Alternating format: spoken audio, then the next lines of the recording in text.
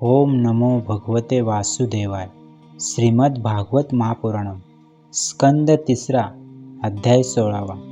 जय विजयांचे वैकुंठातून पतन. ब्रह्मदेव म्हणाले, देवगण हो, योगनिष्ठ सनकादी मुनींनी जेव्हा अशी स्तुती केली तेव्हा वैकुंठ निवासी श्रीहरींनी त्यांची प्रशंसा करीत म्हटले. श्री भगवान म्हणाले, जय विजय माझे पार्षद आहेत. माझी कोणत्याही प्रकारे पर्वा न करता यांनी आपला मोठाच अपराध केला आहे.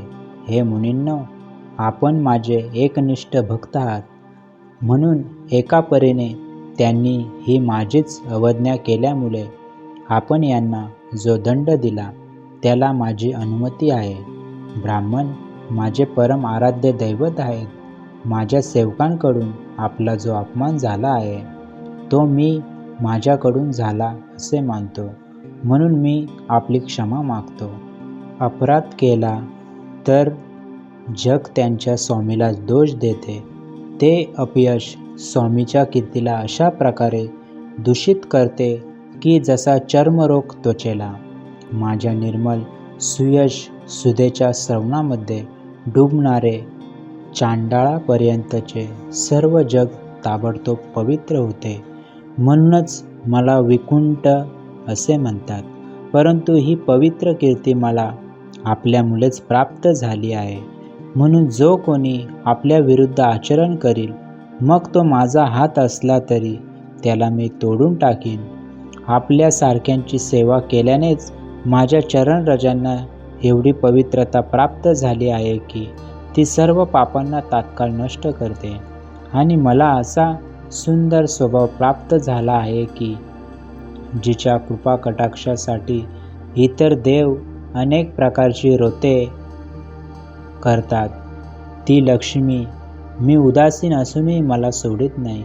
जे आपले संपूर्ण कर्मफल मला अर्पण करून सदैव संतुष्ट राहतात, ते निष्काम ब्राह्मण जेव्हा तुपाने युक्त निरनिराळ्या पक्वानांचे भोजन करताना घासाघासाला तृप्त होतात, तेव्हा त्यांच्या मुखाने मी जसा तृप्त होतो तसा यज्ञामध्ये अग्निरूप मुखामध्ये यजमानाने दिलेल्या आहुती ग्रहण करूनही होत नाही. योगमायेचे अखंड आणि असीम ऐश्वर्य माझ्या अधीन आहे. तसेच ज्याचे चरणोदक अशी गंगा चंद्र मस्तकावर धारण करणाऱ्या शंकरासहित सर्व लोकांना पवित्र करते, असा असूनही मी ज्याच्या पवित्र चरणरजांना माझ्या मुकुटावर धारण करतो, त्या ब्राह्मणांनी शाप दिला तरी तो कोण सहन करणार नाही. ब्राह्मण, दुभत्या गायी आणि अनाथ प्राणी हे माझे शरीरच आहे. पापांमुळे विवेकदृष्टी नाहीशी झाल्यामुळे जे लोक यांना माझ्यापासून वेगळे समजतात, त्यांना मी नियुक्त केलेल्या यमराजाचे गिधाडासारखे दूत, जे सापाप्रमाणे रागीट आहेत, ते अत्यंत रागाने आपल्या चोचींनी टोचतात. ब्राह्मणांनी तिरस्कार केला तरीसुद्धा जे त्याच्यामध्ये माझी भावना करून प्रसन्न चित्ताने आणि अमृतमय हास्याने युक्त अशा चेहऱ्याने त्यांचा आदर करतात, तसेच ज्याप्रमाणे रागावलेल्या पित्याची त्याचा पुत्र आणि आपली मी मनधरणी करतो, त्याप्रमाणे जे प्रेमपूर्ण वचनांनी प्रार्थना करून त्यांना शांत करतात, ते मला त्यांच्या अधीन करून घेतात. माझ्या या सेवकांनी माझे मनोगत न समजल्याने आपला अपमान केला.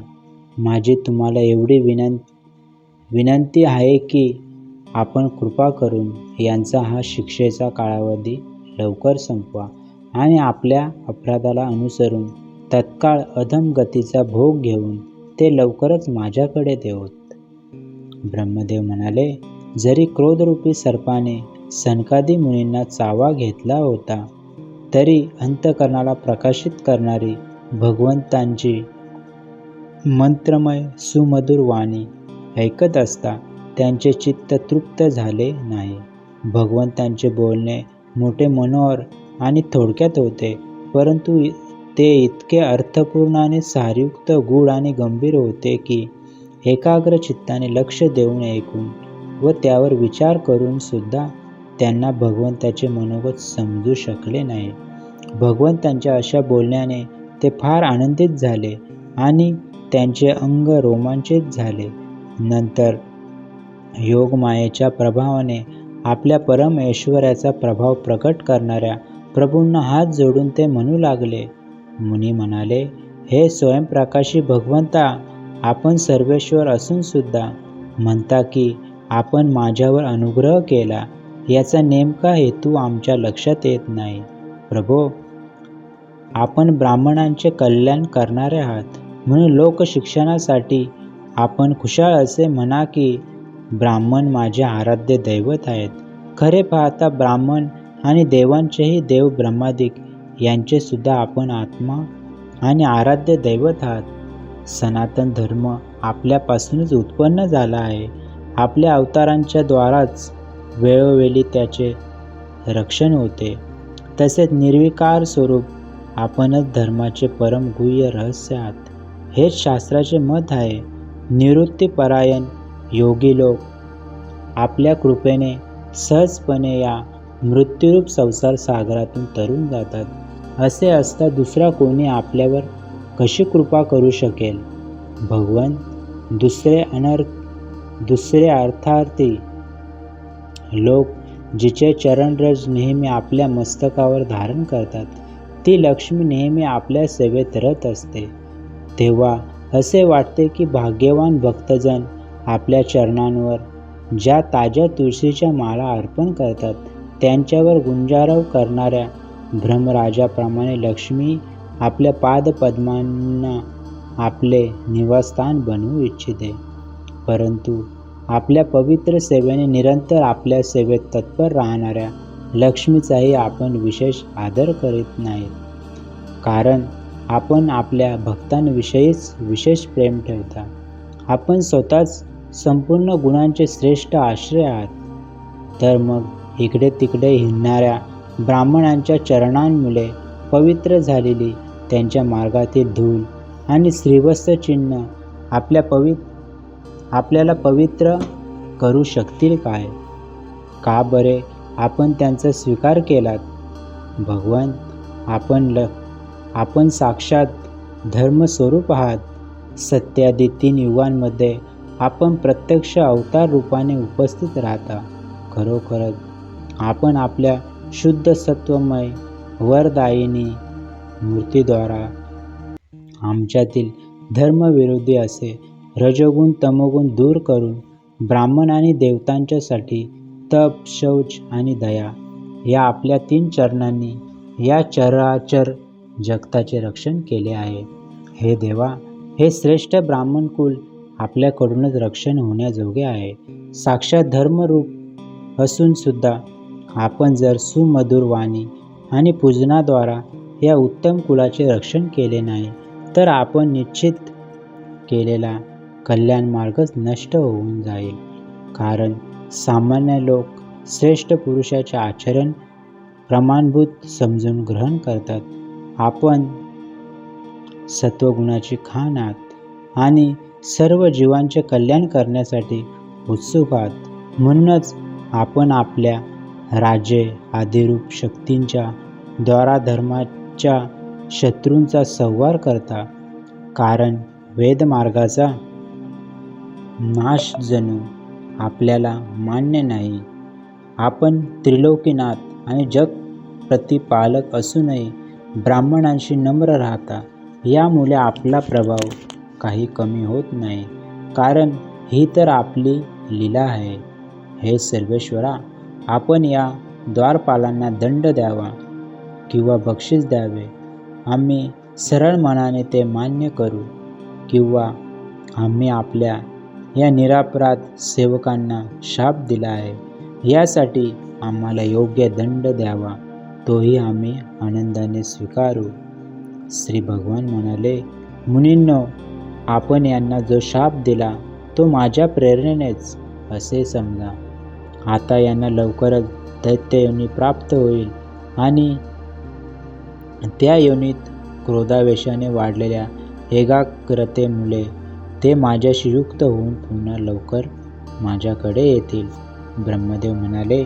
त्यानंतर त्या मुनिवरांनी नयनाभिराम भगवान विष्णू आणि त्यांच्या स्वयंप्रकाशी वैकुंठ धामाचे दर्शन घेऊन प्रभूंना प्रदक्षिणा घातली आणि त्यांना नमस्कार करून त्यांची आज्ञा घेऊन भगवंतांच्या ऐश्वर्याचे वर्णन करीत मोठ्या आनंदाने ते तिथून परत गेले. नंतर भगवान आपल्या सेवकांना म्हणाले, जा, मनात कोणत्याही प्रकारची भीती बाळगू नका.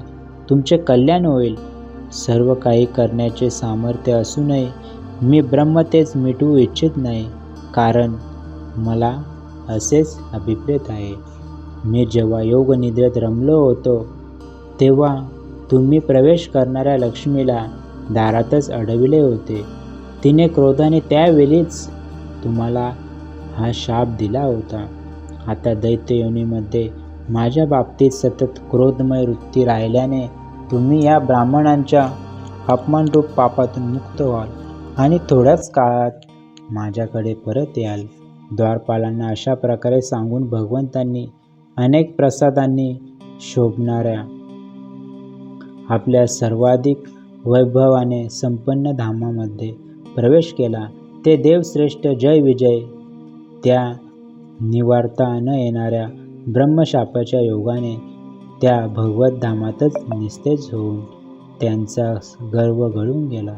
पुत्रांनो, जेव्हा ते वैकुंठ लोकातून खाली येऊ लागले तेव्हा तेथे श्रेष्ठ प्रसादांत बसलेल्या वैकुंठवासियांमध्ये मोठाच हाहाकार उडाला. यावेळी दितीच्या गर्भात जे कच्छपांचे उग्र तेज राहिले आहे त्यात भगवंतांच्या त्या थोर पार्षदांनीच प्रवेश केला आहे. त्या जुळ्या असुरांच्या तेजामुळेच तुम्हा सर्वांचे तेज फिके पडले आहे. यावेळी भगवंतांनाच असे करावयाचे आहे जो आदिपुरुष विश्वाची उत्पत्ती, स्थिती आणि लयाला कारणीभूत आहे, ज्याची योग माया मोठमोठे योगीजन सुद्धा महत्प्रयासाने पार करतात. तो सत्वादी तिन्ही गुणांचा नियंत्रक श्रीहरीच आमचे कल्याण करील. या विषयात आम्ही अधिक विचार करून काय लाभ होणार. अध्याय 16 समाप्त. हरि ओम तत्सत.